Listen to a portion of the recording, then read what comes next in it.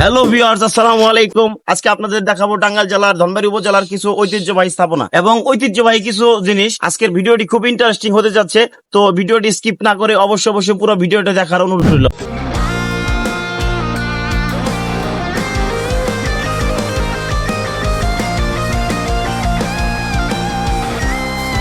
তো প্রথমে আমরা চলে আসছি ধনবাড়ির ঐতিহ্যবাহী জমিদার বাড়ি। এখন যে ভবনটি দেখতে পারতেছেন সেটা হচ্ছে নবাব শাহী প্যালেস। নবাব প্যালেসের পরে কিন্তু আপনার ভিতরে ঢুকতে কিন্তু আরেকটা গেট দেখতে পারবেন।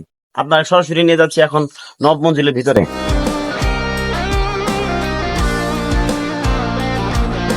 এখন আমরা আছি সেই ঐতিহ্যবাহী ধনবাড়ি নবাব শাহী জামি মসজিদে।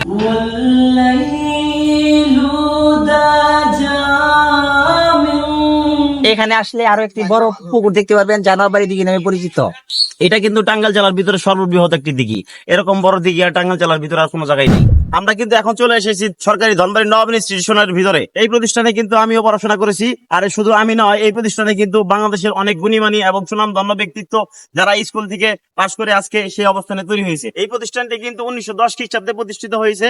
আর টাঙ্গাইল জেলার ভিতরে কিন্তু সর্ববৃহৎ এবং পুরাতন একটি স্কুল গেট থেকে বের হলে আপনারা দেখতে পারবেন সেই ধনবাড়ির ঐতিহ্যবাহী মেলার মাঠ। আমরা এখন আছি ঐতিহ্যবাহী ধনবাড়ি নবাব শাহী ঈদগাহ মাঠে। এই ঈদগাহ মাঠে কিন্তু প্রতি বছর 2 বার ঈদের নামাজ অনুষ্ঠিত হয়। এখন আমরা চলে আসছি সেই ঐতিহ্যবাহী সূর্যকান্ত মিষ্টির দোকানে।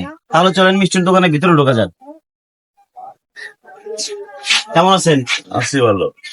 আপনাদের এই মিষ্টির দোকানটা কত বছর ঐতিহ্য? 150 বছরের, এবং এখানে সবকিছু আইটেম পাওয়া যায়।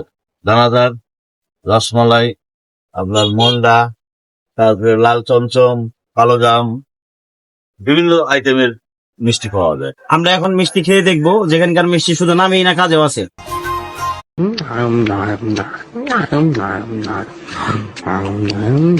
সত্যি অনেক সুস্বাদু এই মিষ্টিটি। আপনারা যারা ধনবাড়িতে আসা যাওয়া করে তারা বাজারের ভিতরে চলে আসবে অরিজিনাল সুন্দর সূর্যকান্ত মিষ্টির দোকানে। সম্পূর্ণ ভিডিওটা দেখার জন্য আপনাদের অসংখ্য ধন্যবাদ। ভিডিওটি ভালো লাগলে লাইক, শেয়ার, কমেন্ট করে পেজটি ফলো দিয়ে যাবে।